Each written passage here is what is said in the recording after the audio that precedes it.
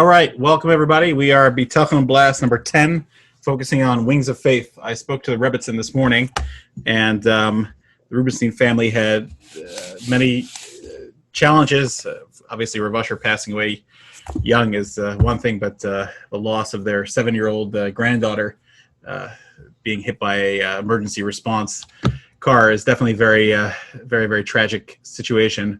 And the Rebbitzin was telling me that Rav Usher would say that we live on Bitachon, and that's really the most important thing to keep in mind. And the only way through life is Bitachon. Everybody has their challenges in life, but we know that the Ribbon Shalom is the one that's running the show, and we have to remind ourselves. It's very easy to forget that in situations in life. And very apropos, today's essay number 10, it's called Bitachon Saves Lives. So remember, we are in the third week of The Alchemist. The alchemist is the person who's very talented at making his parnasa by literally turning metal into gold. He was a person in the olden days that was able to do that, or allegedly able to do that. Probably not. So the Cholos HaLevavos is explaining 10 ways that the Baal Bitachon is stronger and greater than the alchemist. So the fourth advantage that the Boteach has is, says the Cholos HaLevavos, the alchemist is forced to perform in one of two ways. He can either work hard to produce merchandise ahead of time with the hope that he will have customers, or he can produce as needed when orders come in. Either way, he lives with fear. If he prepares too much gold in advance, he may not be able to find a buyer, or may be stolen by thieves or the government. If he does not prepare ahead of time, he may receive a large and important order and not be able to fulfill it in time. So thus he lives on edge. Boteach and Hashem, however, knows that Hashem will provide for him when and where Hashem wants to provide according to his needs. So again, the thing about Bitachon is that the person that lives with Bitachon knows that he does the normal hishtadlus, and that normal hishtadlus is all that's required of him. And he doesn't drive himself nuts by thinking that, well, what about this and what about that? We become jealous of other people. We become frantic. We become anxious about things, mostly because we're comparing ourselves to other people. The Baal Bitachon doesn't live a life like that. He doesn't compare himself like that. The only comparison he makes is to himself the day before to see if he's a better person. He doesn't compare himself to others. Just as Hashem created a system whereby the fetus is supported and sustained in its mother's womb through the umbilical cord, and the unborn chick lives inside the egg, which has no opening through which to bring food inside. If you think about that, it's pretty wild. So too Hashem provides for us the same way. There are times that the great lion is hungry because might does not make sustenance. Lions may feel hungry, like the pasuk says, "Kafirim rashu v'ra'avu." The darshe Hashem le'yatzir chotov, but those that seek after Hashem will not be lacking. So Rav Usher says, Bitachon saves lives. When doctors give up hope, this can cause a patient to follow suit. However, with Bitachon and Hashem, one is able to say, I'm in Hashem's hands, and I will never give up hope. So Rav Usher tells over, I attended a levaya of a cousin of mine who was very sick for many years. The doctors had given up hope years ago, but with Bitachon, he said, the Ribbon Shalom decides how long I will live, and I will be as healthy as Hashem decrees. So Bitachon gives a person life. This woman was sick for 10 years, and she fought the machla for 10 years. And Rav Usher says over that he gave a hesped about her and talked about her strength. Her son also gave a befitting hesped and said that she lived much longer than the doctors ever thought due to her bitachon. That's literally what it was. Rav Usher tells over the story about his own mother. She had an oncologist who was frum and was a great person that tried to strengthen people's bitachon. He would often lie to his patients, and again, this is I believe it was in the 70s or 80s, by telling them that things were much better than they were. Of course, he would tell them about their diagnosis, but he would always give a quick ray of hope as well. It's a scientifically proven fact that a person with a positive and optimistic outlook has a better chance of healing. I flew to America 6 weeks before my mother passed away, says Rav Usher. She had 2 treating doctors. The frum oncologist told her and our family that he believed she would recover. His words would be tough and put my mother and the family in much better disposition, and she ultimately left the world much happier and connected to Hashem. She was in a lot of pain due to her advanced stage of cancer, but this frum doctor gave her much hope and emunah. The second doctor came in a little later and said bluntly, in 6 weeks or less, she'll be dead. There was no way that she'll be able to survive this. Rav Usher tells over he was a very sensitive person, and when he heard this, he was taken by total surprise and fainted on the spot. He was in total shock in contrast to the hope that the frum doctor had given. She passed away 6 weeks later. The family was always makar tov to the frum oncologist, who helped lift her spirits at the end and helped her leave this world connecting with and being boteach and Hashem. And again, if you read the work of many doctors about this, there's a guy named Bernie Siegel.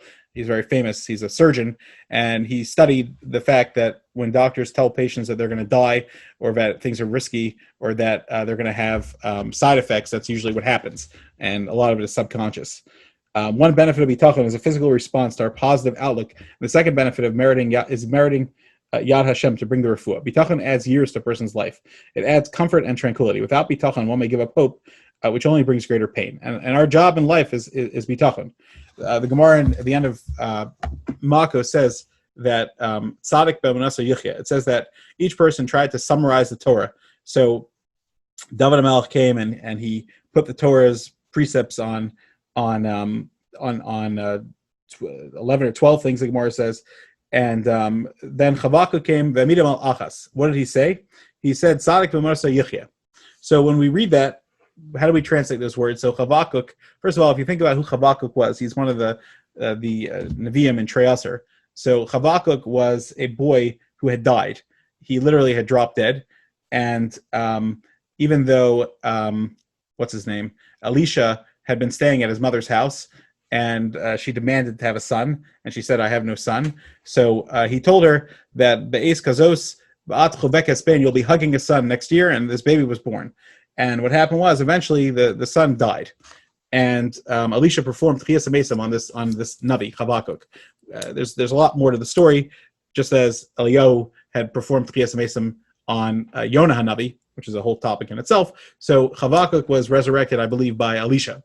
And he literally died, and he was brought back to life. So he himself became a prophet because he was so connected with Elisha. So who was the Av Nevi'im, the Gadol Hador of his time. So what does the word Chavakuk mean? It means to hug. So in life, we choose who we hug. We can hug our friends, we can hug Hashem, we can hug our desires or other things. So the most important thing in life is who is a person hugging. So it's very apropos that this boy who had literally died and was resurrected by a prophet who became his principal Rebbe. So Chavakuk is one that teaches us that tzaddik be'emunasa yichya, that tzaddik lives with his emunah. The more you grab onto Hashem, that's where your life is all about. Because no one really knows where their investments are going to go, what's the right thing for them, where their money is, where their money isn't. Is this the right hishtadlus? Is this the wrong hishtadlus? A person just has to try his best and believe in Hashem. So that's a large part of tzaddik be'emunasa yichya. Literally means that the tzaddik's bitachon brings him a better life, because the life without bitachon is just miserable and very, very daunting. So that's what it means that the alchemist doesn't compare to the Baal bitachon, because the alchemist is always living in fear, because he thinks he thinks my efforts are the only things that matter, and the Baal bitachon knows that it's all up to him, that the more he believes in Hashem, the more his life is in order, and the more he doesn't, the more frustrated he is. The fifth advantage, the alchemist is afraid of every person lest they uncover his occupation and his illegal activity. He lives in constant fear of everyone, whereas the Boteach on Hashem is feared and respected by others and does not fear anyone but Hashem. So even the animals and the stones want to do the Boteach's will, as it says in Tehillim, I sit in the shadow of Hashem and fear no bad, but for Hashem watches over me. So that's a tremendous thing. And like Chazal say, Rav Asher brought down Warren Brachos, that the entire world is fed b'shvil chanina b'ni in the zechus of a tzaddikim. The sixth advantage of the Boteach. The alchemist can amass wealth, but then he can get sick and won't be able to enjoy his fortune. The Boteach Hashem knows that no troubles will befall him unless they are necessary and good for him, to clean his sins or to give him a better olam haba, or because Hashem decided. He does not have to worry about anything at all, knowing that all that happens to him is for his own benefit. Now remember, when we learn through this, it's important to keep in mind that Chovos HaLevavos is not saying that we should wish bad things on anyone, ourselves or anyone else. What Chovos HaLevavos is saying is that when we have an attitude of Hashem is running the world, this helps us let go of all of our own beliefs that we're running the world. The seventh advantage of the alchemist is that the alchemist can become rich. However, a food shortage could happen in which he will have nothing to eat. The silver and the gold cannot save him. The Boteach will never lack food his entire life, for Hashem takes care of him. Now, you might ask, well, maybe someone will lack food, but the answer is that only if Hashem decides. And yes, certainly historically there were people that starved to death, and they had bitachon as well. But the idea of bitachon is, the word bitachon means tranquility. It means reliance. So like Rav Asher has said many times, that bitachon means that I'm reliant on someone that on Hashem, the being that I know will take care of everything. And if that's Ratzon Hashem, that's Ratzon Hashem. Whereas I've said this many times as a mental health therapist, the most difficult clients I have to help, even though there's interventions that can be used with them as well, are people that are atheists. They don't believe in God. Because if your life has no purpose, then much of your suffering has no purpose. Now, even they understand that suffering does have a purpose as well, and that oftentimes people become stronger and resilient, and there's a lot to work with on that, and that they don't have to be victims either, and there are ways they can improve their life. But the idea that we know that we have the Rebbeinu Shalom to run on, to rely on, is a very, very powerful idea. The eighth advantage: the alchemist cannot remain in one place for too long and lives his life constantly on the run, not to get caught. But Bitachon Hashem stays in one place comfortably. And again, the idea here is the comparison. It's the emotional comparison of look at the life that the Boteach has versus everyone else. Remember, the alchemist is an extreme example of someone that's guaranteed to be rich, but there are many other professions that are quote-unquote guaranteed to be rich. The point is that the Boteach and Hashem is the only one who has shalvas nefesh, that has tranquility. Ninth advantage: the alchemist dies and does not bring his gold and his wealth with him. The Boteach has all that he needs in this world, and the schar of his bitachon is given to him in the next world as well. Rav Asher used to always say that the greatest part of the two videos, the video that we watch of what our life was and how we chose to live versus what our life could have been, which again, Rav Asher always said that we want to make sure they're the same video, where is literally, he would always say that the major points of our life are that when we reach the Kriyas Yamsuf, the place where we're stuck and we can't go anywhere else, and we use bitachon in order to cross the sea, and Hashem says, now travel and just follow me. So the first thing is that the bitachon is what opens the doors for you.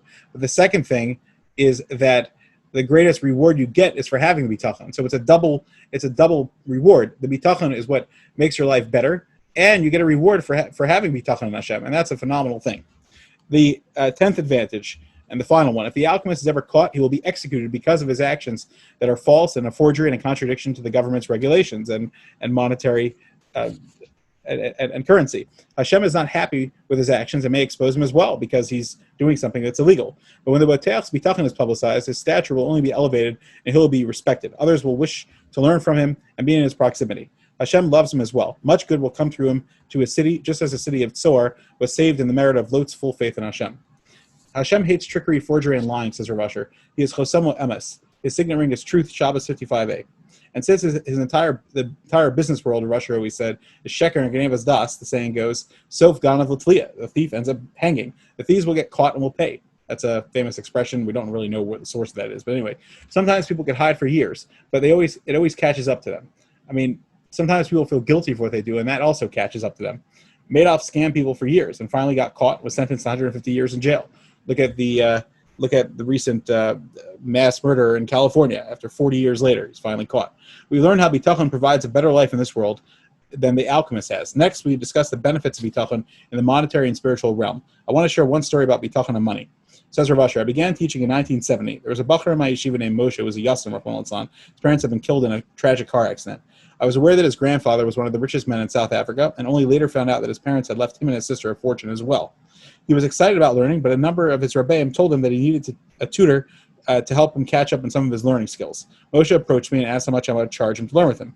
In those days, the going rate was $100 a month for a tutor for one seder, which is what I charged. He heard the price and said that he had to ask his sister, who was his financial advisor. I told him, listen, you really need the assistance for your growth, and I'm happy to help if I can. He came back to me and said, my sister declined to allow me to get tutoring because she said that we need my whole entire inheritance for my future business, car, and house. Moshe was very confused, and I saw that. So I told him that I would help him out by making a deal. I took out a piece of paper and I wrote, when you get married, if you're missing the $500 for 5 months of tutoring that I think you need, then I will pay it back to you. His sister accepted the deal, and we began to learn together. He got married to the daughter of the richest man in Bnei Brak, who bought him a business, car, and a house, and told him to keep his parents' money as backup. If your children need help in their learning or anything important, pay for it. Baal Bitachon moves forward whenever he needs something for ruchnius, for spiritual growth. I knew that Moshe would benefit from the tutoring, and he certainly did. I helped him catch up on his learning, and he became an Erlich Torah Yid. Rav Asher often would learn Avas Chesed with many kids, especially if they talk about wanting to go into business. Chavetz Chaim Sfarim on how to give money and give tzedakah. How many times do I hear people say, I will become a doctor or a lawyer so I'll be rich? What becomes of them? Many do great things, but some suffer from one malpractice suit that puts them under. The point is not to curse people. It's an idea to understand that Hashem runs the world. We see many people sitting and learning who lack proper food for Shabbos. That's what someone asked Rav Asher. So Rav Asher says, I don't know any such person who lacks chicken and challah. Who says one's supposed to have fancy items beyond that? Remember, people that live in Eretz Yisrael, they have a different standard as well. My point is that, of course, we must honor Shabbos and enjoy. However, this should be done with the perspective that our money and parnasa come from Hashem, and we must use them according to His will. Maral of Prague had a brother named Rav Chaim who wrote in Sefer HaChaim, there is nothing greater than learning Torah in poverty. If people would understand the greatness of learning in poverty, they would choose to request that path. I'm reading the biography of Rav Yosef Zatzal, and I want to share with you one quick story. Let me just grab it, and I'll find it.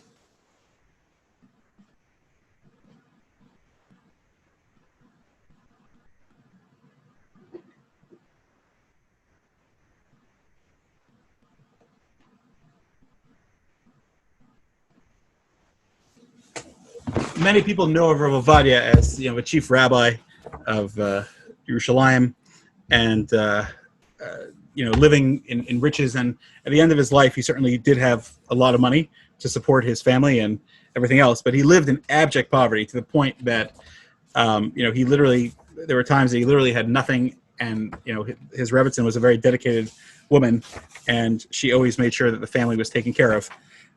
But he was a tremendous Baal Bitachon as well, and he never worried about, where things would happen and where the money would come from, and he just kept learning despite any challenges that came his way.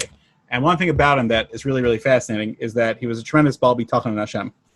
And here's a story that happened in the year 2000. A close friend of Rav Ovadia, his name was Chacham Baruch Ben Hayim. So he had a serious heart attack, and he was unconscious in a hospital for several months. The doctors thought he was for sure going to die. A medical referral specialist in New York spoke to his doctor at length and then informed the family that the main problem was not with his heart, but with his lungs. There was only one doctor in New York who could treat the problem, and he worked far from the hospital that Chacham Baruch was in. The family called the doctor and asked whether he'd be willing to examine Chacham Baruch, but he demurred, explaining that he just simply had no time. He had too many other responsibilities. Everyone was calling him for emergencies, and he couldn't put one patient over the next. Even though they offered a large sum of money for his services, he just said that he doesn't work for money. He works to save people's life, and he's committed to the hospital that he's in. His patient roster was simply too full to make time to examine anyone else in a faraway hospital. It didn't make sense. The family was wondering what to do next, and Rav David Yosef, who was Rav Ovadia's son, he was traveling through New York at the time and heard some of the conversation, and they told him about the problem and said, let me call him. Let me speak to the doctor. I'm going to talk to him from my heart. I know he's a Jewish person as well. Let me talk to him heart to heart. So he called the doctor and said, hi, I'm David Yosef, and I want to know if you could help this person. So they were talking, and David Yosef said, have you ever heard of my father, Avad Yosef? So the doctor said, absolutely, I know your father. Sure, I know who he is. So he said, well, I want to tell you, his childhood best friend is lying in a hospital unconscious, and I'm wondering if you could do a favor for us and go visit him and see if you could help him. So the doctor responded, this person that the family called me about, that's Rav Yosef's friend? So he said, Rav David Yosef said, yes, that's his childhood best friend. So the doctor said, I'm coming right now. I'm on my way to the hospital. So the doctor diagnosed Chacham Baruch, and within a few weeks, he was actually returned to full function and had a miraculous recovery, lived another 2 years. The family called the doctor's office to pay the money that they had offered him because he had done it. And he said, no, this was a free favor. I did it for Avad Yosef to repay him. So they said, what do you mean? He said, let me tell you. He said, a few years ago, my son was visiting Israel, and he wound up in the wrong place at the wrong time. Unfortunately, he was in Yerushalayim, and a terrorist detonated a suicide bomb right next to him. I got a call that my son had been rushed to Hadassah Hospital in critical condition, and I hopped on the next flight to Israel and ran to his bedside. But despite all my medical background and all my credentials, they wouldn't let me into the hospital, and I couldn't get in touch with him. It was just a crazy situation. I heard there were some great rabbis that could give blessings. I wasn't that religious. I asked someone that if I could just get me into the first rabbi you could find me that could give me a blessing. Every rabbi that we visited empathized with me and promised to pray. I got to Rav Vadia's house. He listened to me. He closed his Gemara, and he told his driver, come, we're going to the Hadassah Hospital right now. Let's see what we can do. They reached the young man's room, and Rav Vadia began to recite chapter after chapter of Tehillim with tears streaming down his face. After 15 minutes of crying the words of Tehillim for a Jew that he had just met and a doctor who he had just met, he blessed the young man to have a refuah shlema, and he left.